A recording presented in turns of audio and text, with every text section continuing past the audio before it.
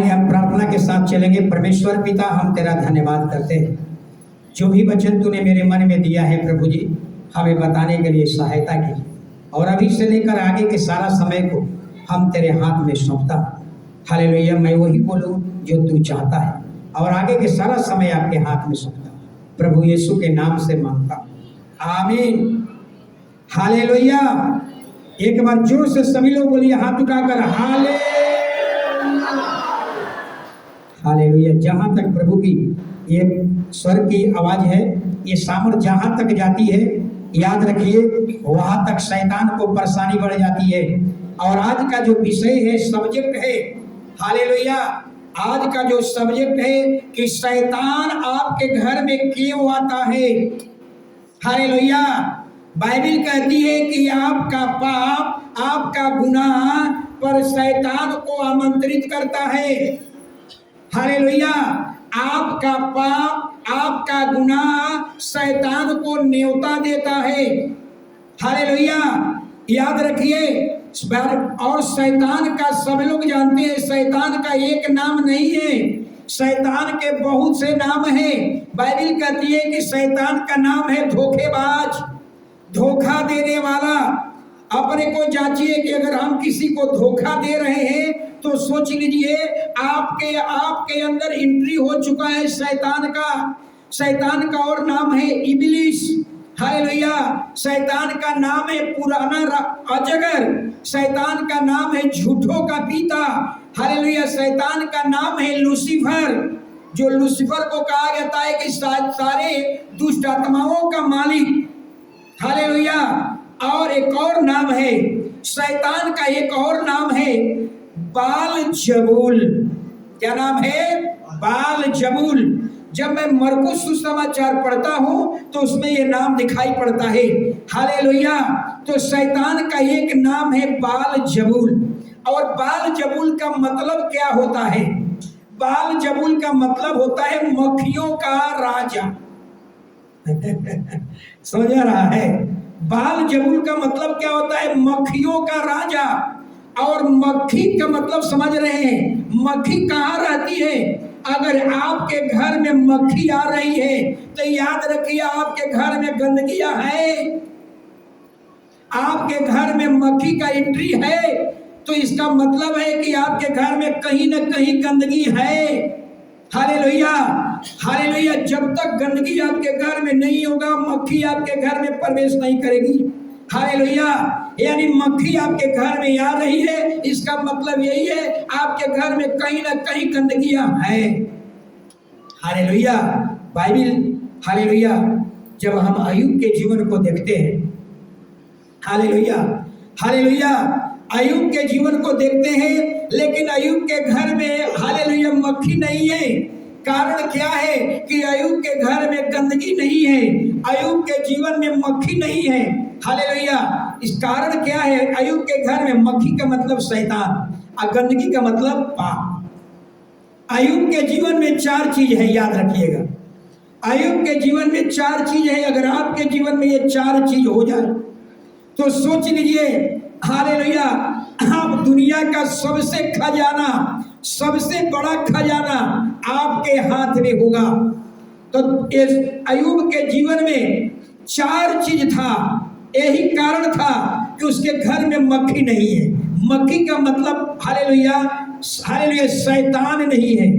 गंदगी का मतलब पाप नहीं है। 4 कारण था अय्यूब के बारे में। पहला, अय्यूब क्या था? खारा। खारा का मतलब, खारा का मतलब ये होता है कि हम मूर्ति पूजा नहीं कर सकते, पेड़ पौधों की आराधना नहीं कर सकते, हम सूरज चंद्रमा की आराधना नहीं कर सकते, हम कोई हाथ के बनाए हुए मूर्ति की आराधना नहीं कर सकते, हम नशा नहीं कर सकते, हम शराब नहीं पी सकते। ये है खारा। और दूसरा, अय्यूब कैसा था? सीधा।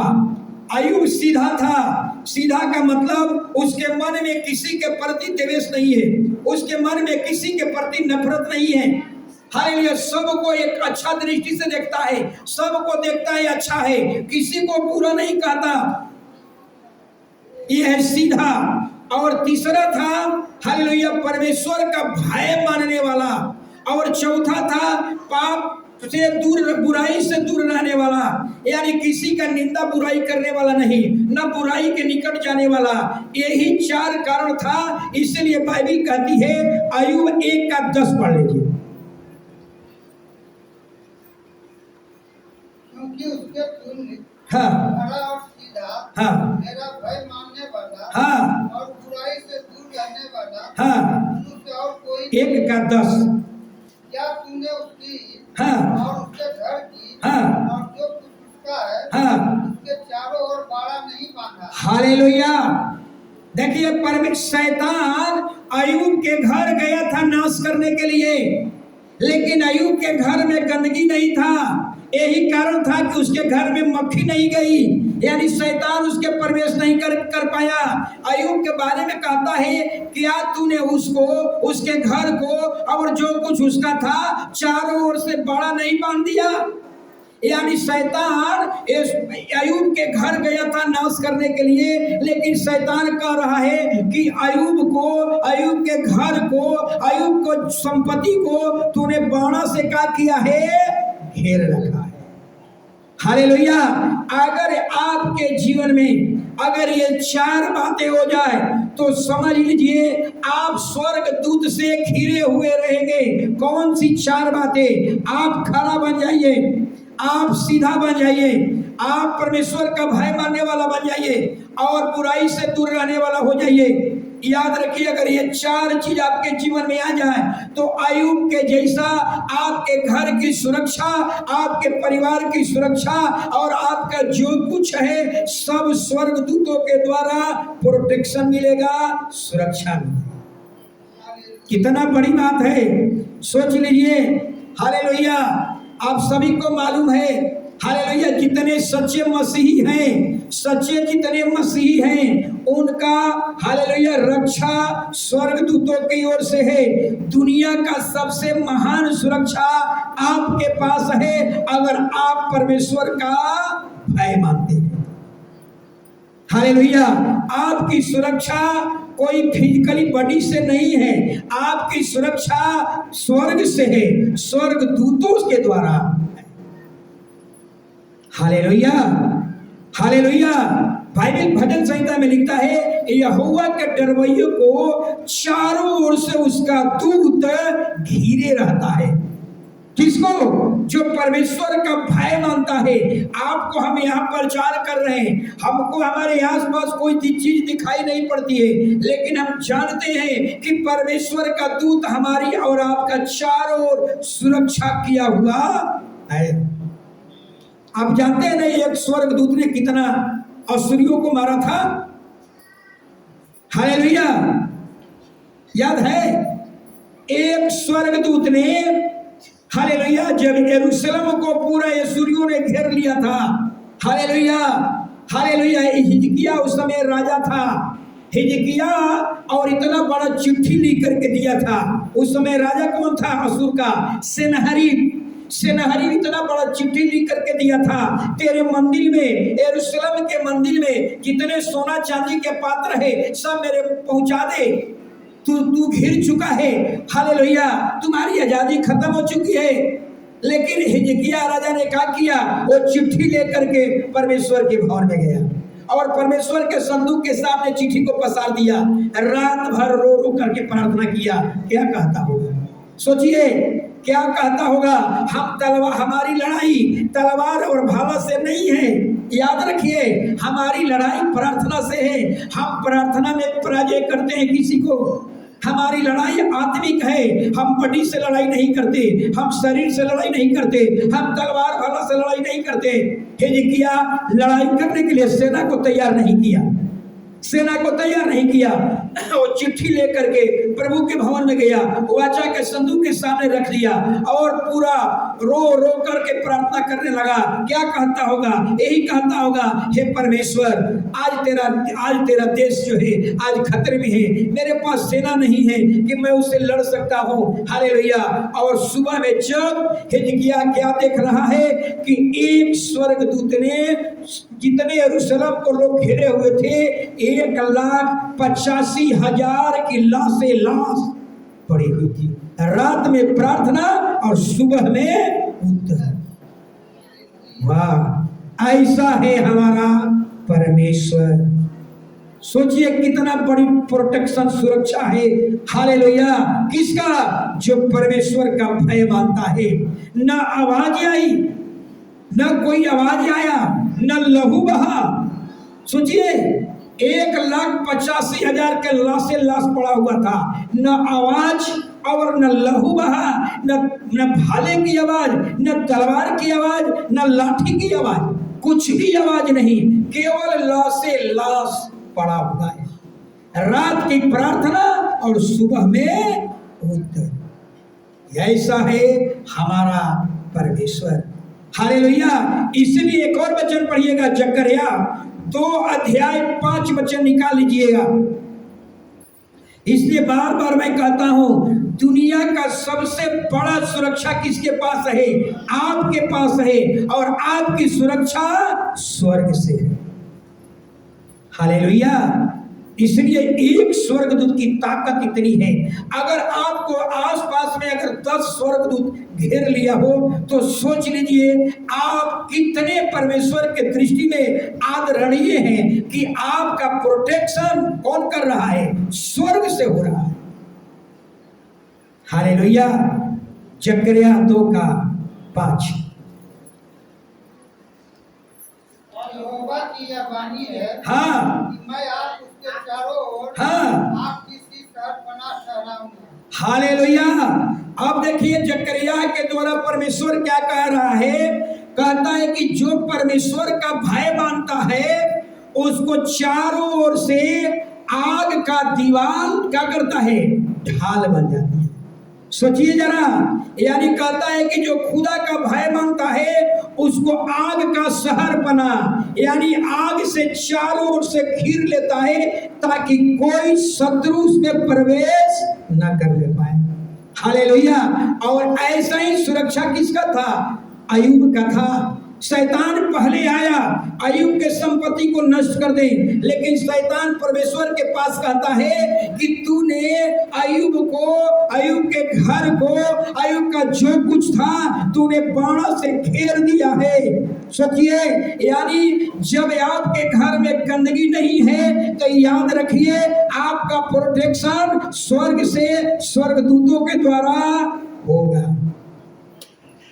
हालेलुया। खुदा का भय मानिए। हालेलुया।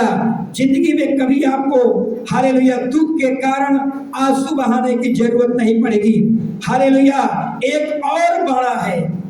हालेलुया। अभी तो स्वर्गदूत के द्वारा बाड़ा, अभी तो आपने सुना आग का दीवार परमेश्वर चारों ओर से खड़ा कर देता है। एक तीसरा बाड़ा है। क्या है? याद होगा, तीसरा बाड़ा है लहू का बाड़ा। इजराइल पुराना नियम में जब पढ़िएगा, हालेलुया, बच्चा किसका है अपना पास रखिएगा। किसका बच्चा है? इतना बार हम समझाए, अपना पास रखिए ना। हालेलुया। एक और बाड़ा है, लहू का बाड़ा। हालेलुया। याद रखिए वो लहू।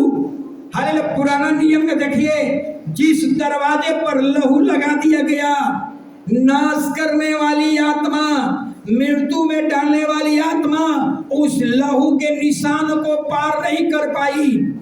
सोचिए। हालेलुया। यानी एक और बाड़ा है वो लहू की बाड़ा। हालेलुया। यानी नाश करने वाली आत्मा, दुनिया की कोई ताकत। हालेलुया। इसलिए बार बार कहता हूं आप लोगों को, प्रभु अपने लहू में हमें ढक ले, हमारे भवन को अपने लहू से बांध दे, अपना लहू में हम सबको ढक ले। दुनिया की कोई ताकत, याद रखिए, उस लहू को पार अब तक नहीं कर पाया है।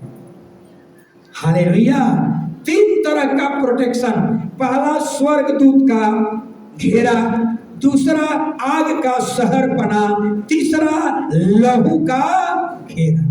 यानी ऐसा चीज है कि आपको दुनिया की कोई ताकत, हालेलुया, लहू को पार अब तक नहीं कर पाया है। हालेलुया। हालेलुया।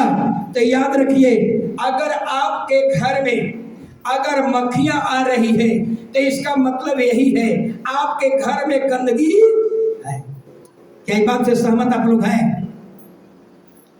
क्या भूषण जी, अगर आपके घर में गंदगी है तभी मक्खी आ रही है। और हालेलुया, अभी एक परिवार में मैं गया था, हालेलुया, करकाइन में गए थे, शायद करकाइन के समिंदर जी आए हुए, शायद देखे थे मैंने, हालेलुया। बबलू के घर में, सोचिए, बबलू के घर में परिवार में गया और वहां उसकी बबलू के माँ ने बताया, पास्टर जी आज सुबह में 4 बजे मेरे घर के ऊपर एक दुष्टात्मा महिला घूम रही थी, लेकिन उसका ये भाग, वो मूड़ी जो था उसका नहीं था। यही घटना का उसके बगल वाला भी बताई कि हम भी देखे बबलू के घर पर एक महिला। सोच लीजिए, अगर आपके घर में दुष्ट आत्मा, एक और परिवार ने कहा, पास्टर जी मेरे घर में चूड़ी की आवाज और क्या बोलते हैं, पायल की आवाज मेरे घर में आ रही है। आप सोच लीजिए, आप सोचिए, आपके घर में चूड़ी की आवाज आ रही है, आपके घर में पायल की आवाज, छम छम की आवाज आ रही है। इसका मतलब आप समझ रहे हैं, आपके घर में गंदगी या कहीं है। अगर जब तक आपके घर में गंदगी नहीं होगा, ये छम छम की आवाज आपके घर में नहीं होगा। एक और परिवार ने हमको बताया, गए थे प्रार्थना करने, उनके घर में, सिस्टर साहब पता नहीं आया है कि नहीं, हालेलुया, उनके घर में अभी दशहरा आ रहा है, उनके घर में वो इतना लहू का चकता। हमने गया, बुलाई सिस्टर आप आइए ना, पास्टर जी देखिए ना मेरे घर में क्या हो गया, लहू का। सुमन सिस्टर के भी घर में पूछिए, क्या थे, सुमन सिस्टर बुलाए थे छत पर, उनके घर में भी लहू का इतना चीज, 2 ताला छत पर, घर में अंदर, हालेलुया। और प्रार्थना हुआ लेकिन वो खत्म हो गया। यहाँ भी बहन उनके घर भी प्रार्थना करके आए, हालेलुया, और सुबह में हमने फोन किया, बोले कि पास्टर जी अब ये सब कुछ क्या हो गया, खत्म हो गया। याद रखिए, हालेलुया, यही मैं बता रहा हूं, आपके घर में अगर छम छम की आवाज, आपके घर में दुष्ट आत्माओं की पहुंच हो रही है, इसका मतलब क्या है, आपका पाप, आपका गुनाह शैतान को न्योता देता है। आपने प्रभु के आज्ञा का उल्लंघन किया, आपने पवित्र आत्मा को शोकित किया, आप पाप करते हैं, आप मूर्ति बनाकर आराधना करते हैं। याद रखिए, मूर्ति की आराधना या आज्ञा का उल्लंघन या आपके अंदर झलक नहीं है तो याद रखिए, आपके घर पर शैतान का न्योता रहेगा, आपके घर पर शैतान को आने का अधिकार मिलेगा। हालेलुया। और आगे बताऊंगा पाप क्या है। हालेलुया। आपका पाप शैतान को आमंत्रित करता है, आपका गुनाह शैतान को न्योता देता है कि आप आएंगे। हालेलुया। इसलिए अपने जीवन को झांकिए कि हमारे जीवन में कोई पाप तो नहीं है। अगर आपके जब घर में गंदगी है तो स्वाभाविक है कि आपके घर में मक्खी आएगी, इसमें कहीं डाउट नहीं है। ऐसा ही अगर आपके घर में गुनाह है, आपके घर में पाप है, आपके घर में मूर्ति पूजा है, तो याद रखिए आपके घर पर शैतान का अधिकार है आने का। आप नहीं रोक सकते, उसका चिन्ह है, आप उसको नहीं रोक सकते। हालेलुया। कई घरों में मैंने गया, लोगों ने कहा प्रार्थना होता है तो 2 दिन ठीक रहता है, प्रार्थना के बाद फिर मेरे घर में उल्टा सीधा हो जाता है। हालेलुया। इसका मतलब यही है, आपके घर पर आपका पाप, आपका गुनाह शैतान को आमंत्रित करता है, शैतान को अधिकार देता है हालेलुया आने का। इसलिए अपने जीवन को हालेलुया सुधारिए, प्रभु के भवन में बैठिए, घुटना में आइए और प्रभु से अपने गुनाहों का अंगीकार कीजिए कि हे प्रभु, मैं मन से, वचन से, कर्म से अगर किसी को चोट दिया हो, किसी को दुखी दिया हो, तो प्रभु मुझे माफ कर। तेरे विरोध में अगर कोई काम हुआ है तो मुझे माफ कर दे। अगर आप पश्चाताप नहीं कर रहे तो याद रखिए, पश्चाताप का मतलब क्या होता है? पश्चाताप का मतलब होता है पाप को छोड़ देना। अगर आप पाप को अपने जीवन में रखे हुए हैं, पश्चाताप नहीं कर रहे हैं, तो याद रखिए आपके घर पर शैतान का अधिकार रहेगा, आपके घर पर आते जाते रहेगा। अभी तो दशहरा के समय है, काफी परेशानी होगी, हालेलुया। तो शैतान का अधिकार आपके घर पर अगर हो रहा है, इसका मतलब यही है कि आपके घर में कहीं ना कहीं गंदगियां है, हालेलुया। आपका गुनाह, आपका पाप शैतान को क्या करता है? आमंत्रित देता है, शैतान को अधिकार देता है आपके घर आने का। हम इतना बड़ा ये कलीसिया है, ये बगल में जानते हैं ना, ये बगल में कितना बड़ा कब्रिस्तान है, बहुत बड़ा कब्रिस्तान है, और लोग लाता है लाश गाड़ने के लिए। मुसलमान लोग पता नहीं, जब भी हमने देखा वो लोग रातिये में ज्यादा लाता है। जब लाएगा इतना सेंट महकेगा कि मत कहिए, वो सेंट महकते हुए सब ले जाएगा, सोचिए। लेकिन इतनी बड़ी कब्रिस्तान शायद आज, हालेलुया, ये प्रभु का अनुग्रह है, हालेलुया। शायद संसार के लोग कब्र के बगल में पसंद नहीं करेंगे, लेकिन हम और आप कोई परेशानी नहीं है। क्यों परेशानी नहीं है? क्योंकि हम, हालेलुया, हम एक सच्चे ईश्वर की आराधना करते हैं, हमें वो डरवा नहीं सकता। हम जब प्रार्थना करते हैं, आप प्रार्थना करते हैं, तो याद रखिए शैतान जो है क्या लेता है? परेशान हो जाता है। जहां तक आपकी आवाज सुनाई पड़ती है, शैतान वहां से दूर हो जाता है। आप प्रार्थना करते होंगे, अभी दशहरा का समय, अभी टाइम की शक्ति बढ़ गई हो, जानते हैं हम लोग, ओझा की शक्ति बढ़ गई होगी, डाइन की शक्ति बढ़ गई होगी, और डाइन जो है शक्ति प्राप्त करेगी, शक्ति को प्राप्त करेगी। वो शक्ति का इस्तेमाल कहाँ करेगी? वो देखेगी कि हमारा मोहल्ला में किसका इकलौता बेटा है, किसका इकलौता वंश है, और उसी को मारने में, उसको मारने में खुशी है, उसको जीवन देने में खुशी। सोचिए, लेकिन उसकी ताकत हमारे ऊपर, आपके ऊपर में नहीं हो सकती। याद रखिए, क्योंकि हम एक ऐसे ईश्वर की आराधना करते हैं जिसके डिक्शनरी में असंभव शब्द नहीं है, जिसके डिक्शनरी में नो शब्द नहीं। हालेलुया। आगे हम लोग देखेंगे, अगर आप मसीही हैं, अगर आप मसीही जीवन जी रहे हैं, तो याद रखिए आप हार नहीं सकते, आप पराजय नहीं खा सकते। अगर आप अपने जीवन में अगर आज भी हारे हुए हैं, अपने जीवन में आज भी निराश में हैं, तो याद रखिए, हालेलुया, मैं दावे के साथ कह सकता हूँ, हालेलुया, कि इजराइल का मतलब होता है कभी भी न हारने वाली जातियां। अगर आप हारे हुए हैं तो इसका मतलब यही है कि आप हारा हुआ मसीही हैं। आप प्रभु में आते हैं, लेकिन आपका प्रभु के साथ रिलेशन सही नहीं। सोचिए, हम जबरदस्ती नहीं सटे, हालेलुया, प्रभु हमको सटावे अपने अंदर, हालेलुया। क्योंकि बाइबल कहती है मसीही का मतलब होता है कभी भी न हारने वाली। इजराइल अपने जिंदगी में, इजराइल जब हारा, कब हारा? आज वही एक दृष्टांत बताऊंगा। इजराइल अपने जिंदगी में कब हारा? सोचिए, इजराइल, कुछ बातें बताऊंगा। इजराइल, हालेलुया, इजराइल का लीडर कौन था? पहला लीडर कौन था? मूसा।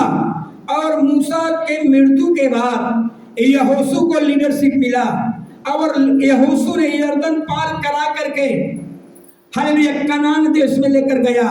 सभी लोगों को मालूम है परमेश्वर ने क्या कहा पुराना नियम में, जो पहिलौठा होगा किसका होगा?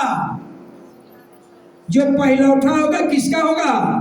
परमेश्वर का। यानी परमेश्वर ने इजराइलियों से, यहोशू से कह दिया था, सुनो, कनान देश में जो भी तू पहला देश जीतेगा वो सब उसकी संपत्ति किसका होगा? परमेश्वर का होगा। समझिए, यानी कनान देश में हमारा परमेश्वर कितना महान है, जरा सोचिए। हालेलुया। कहता है कि कनान देश में अगर तू पहला जो देश जीतेगा वो सब उसकी संपत्ति मेरी होगी, अब बाकी सब तेरा होगा। यानी मुझे एक दे दो और अनेकों तेरा पास रहे। ऐसा है कोई कहने वाला? मुझे एक दे दो और अनेकों तेरे पास। यानी परमेश्वर ने बता दिया था उस समय, यहोशू के समय में, दुनिया का, पूरे वर्ल्ड का, पूरा दुनिया का सबसे सुरक्षित हालेलुया देश कौन था? एरहियों की देश। सोचिए, इतनी मोटी दीवार, आपको दीवार को देखने के लिए पूरा इसे पूरी उठाना पड़ेगा। इतना ऊंचा दीवार, अपने पूरे एरहियों को इतने बड़े बाउंड्री लाइन से घेर दिया था। और दीवार कितना मोटा था? इतना डबल दीवार था जिस पर डबल रथ दौड़ता था। सोचिए, वो दीवार इतनी ऊंची थी। हालेलुया। बाइबल कहती है पूरा दुनिया का सबसे सुरक्षित देश अपने आप को समझता था कौन? एरहियों का शहर बना।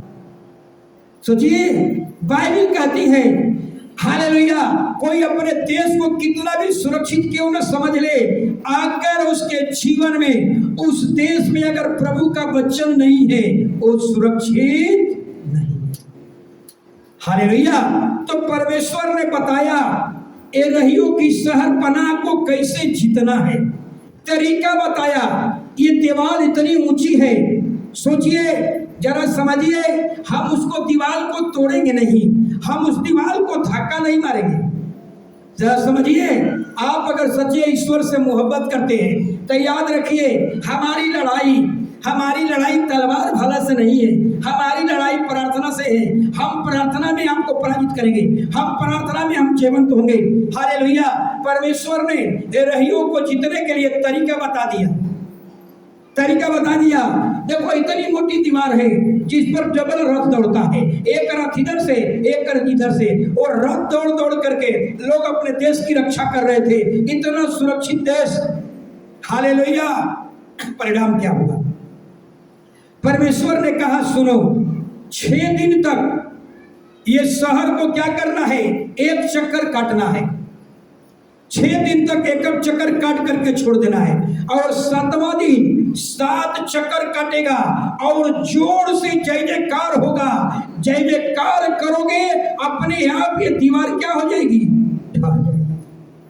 जैसा परमेश्वर ने यहोशू से कहा, 6 दिन तक एक चक्कर काटा पूरे देश को, और 7वां दिन 7 चक्कर काटा और जोर से जय जयकार हुआ। अचानक इतनी चौड़ी दीवार ढह गई। सोचिए, क्यों ढह गई? याद रखिए, आज्ञाकारिता वो बड़े बड़े बंधन को ढा देता है। आज्ञाकारिता इतने चौड़ी दीवार को ढा देता है। आज्ञाकारिता आपको जीवंत बनाता है। हालेलुया। और वो दीवार ढह गई। सोचिए, इतना बड़ा शहर, इतना सुरक्षित देश, क्या हो गया? इजराइलियों ने उसको लूट लिया। और बाइबल में लिखा हुआ है, उसमें एक व्यक्ति था जिसका नाम था अकान। वो लूटते लूटते क्या देखा? एक ओढ़ना था। ओढ़ना का मतलब वो चांदी और उसमें सोना का तार से बनाया हुआ ओढ़ना था। सिनार देश का ओढ़ना था। हाले बहुत कीमती, जैसे बनारसी साड़ी होता है उसमें चांदी और लोहा का, चांदी और सोना का तार होता है। उसको क्या किया? वो रख लिया। लुटते समय उसको लालच आया, उसको रख लिया। और क्या लिया? 200 शेकेल चांदी था, उसको भी छिपा लिया। और एक 50 शेकेल सोना का ईंट था, उसको भी छिपा करके और कहीं गाड़ दिया। आपको समझ में आ रहा है मेरी बात? परमेश्वर ने क्या कहा? कनान में जो भी तुम जीतोगे, कनान, प्रभु कहता है कि पहला उठा मेरा होगा। कनान का पहला देश जो जीतोगे वो सब मेरा होगा और बाकी सब तेरा होगा। तो क्या करना चाहिए? लेकिन आकान ने क्या किया? उसको छिपा करके रख दिया। यही है आकान की गंदगी। हालेलुया। आकान की गंदगी। एक सवाल उठता है मन में। उसके आगे एक और देश था। उस देश का नाम क्या था? आय नगर। लेकिन आय नगर में बहुत थोड़े लोग रहते थे। कितना? लगभग 12,000। भेदिया लोग करके आकर के कहे कि सुनो, ये बड़ा देश है, ये छोटा देश है, इसको जीतने के लिए इतना सेना को जरूरत नहीं है, थोड़े लोग जाएंगे और जीत करके आ जाएंगे। ऐसे हम लोग इजरायली हैं, कभी हारने वाले नहीं।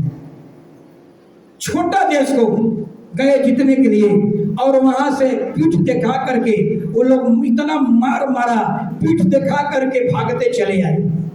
हालेलुया। यहोशू बेचारा मुंह के बल गिर करके और कह रहा है कि हाय परमेश्वर, ये तूने क्या कर दिया? अरे इजराइल कभी हारा नहीं था, आज इजराइल पीठ दिखाकर भाग गया। हाँ, इजराइल कभी हारा पिटाया नहीं, लेकिन आज इजराइल पिटा करके आया तो अच्छा होता, भला होता, तू यरदन का उसी पर रखता, इधर नहीं लाता। इजराइल कभी हारती नहीं थी, आज इजराइल हार गया, अब कनान हमको क्या करेगा? नष्ट कर देगा। परमेश्वर ने कहा, सुनिए, परमेश्वर ने कहा, हालेलुया, यहोशू उठ, तू क्यों सोया हुआ है? तेरे लोग ने मेरी भेंट का जो चीज था, मेरा अर्पण का जो चीज था, जो मेरा भाग था, तेरे लोग ने चोरी किया है। यही कारण था, हालेलुया, कि हम इजरायलियों के साथ नहीं थे। हालेलुया। समझ में आ गई? हालेलुया। यानी आकान की गंदगी। आकान की गंदगी क्या था? जो परमेश्वर का भाग था, उन्होंने क्या कर लिया था? चोरी कर लिया था। क्योंकि परमेश्वर ने कहा था, यही कहा था, जो कनान का पहला देश जीतोगे वो सब मेरा होगा। लेकिन उन्होंने क्या किया? परमेश्वर के भाग को चोरी कर लिया। कारण क्या हो गया? इजराइल हार गया। हालेलुया। सोच लीजिए। हालेलुया।